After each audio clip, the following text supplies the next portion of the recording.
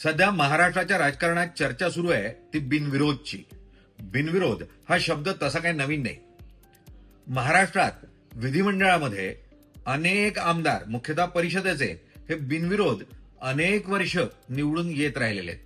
म्हणजे साधारण 6-7 दशकं ही परंपरा कायम राहिलेली आहे. मात्र तिथं निवडून येणारे आमदार हे लोकप्रतिनिधींमधून निवडून येतात, कारण ते परिषदेवर जाणार असतात. मुळात सभेला जाणारे आमदार बिनविरोध आले अशी शक्यता नाच्या बरोबरच असते. पण महापालिका निवडणुकांमध्ये अनेक नगरसेवक हे बिनविरोध निवडून येत आहेत आणि ते मुख्यतः सत्ताधारी पक्षांचे आहेत. त्यामुळे विरोधक थेटपणे आरोप करतायत 5 कोटी दिले, 10 कोटी दिले आणि उमेदवाराला अर्ज मागे घेण्यास सांगितलं गेलं, दबाव टाकला गेला, धमक्या दिल्या गेल्या, गुंडगिरी केली गेली, असेही आरोप होत आहेत.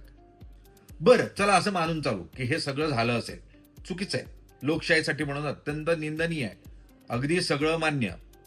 तुम्ही आम्ही मतदार म्हणून काय करतो या परिस्थितीमध्ये? एखादीचा अर्ज भरला जातो उमेदवार म्हणून, आणि तोही स्थानिक स्वराज्य संस्थांच्या निवडणुकीला. जर आपण त्या उमेदवाराच्या विरोधात 10, 12, 15 अगदी बोटावर मोजण्या इतपत जरी अर्ज आपण भरले तर ही परिस्थिती येईल का? नाही येणार. मग तुम्ही अपक्ष अर्ज भरा ना, भरायलाच हवे. मतदारांनी आता अर्ज भरायला हवे, तरच ही पद्धत सुधारेल. त्यामुळे येत्या निवडणुकीमध्ये आपण मतदारांनीच अर्ज भरायचे, 100 अर्ज भरा. कशी बिनविरोध होते ते बघा. व्हायला नको यासाठी काळजी तुम्हाला आम्हालाच घ्यावी लागेल, कारण आपणच लोकशाहीचे संरक्षक आहोत. जर आपण अशा स्वरूपाचं राजकारण होऊ दिलं आणि जास्तीत जास्त उमेदवार बिनविरोध निवडून येऊ दिले, तर मग तो नोटा कशाला हवा? नोटांवरच सगळं काही होईल. म्हणून आपल्याला मतदार म्हणून जागृत व्हावं लागेल.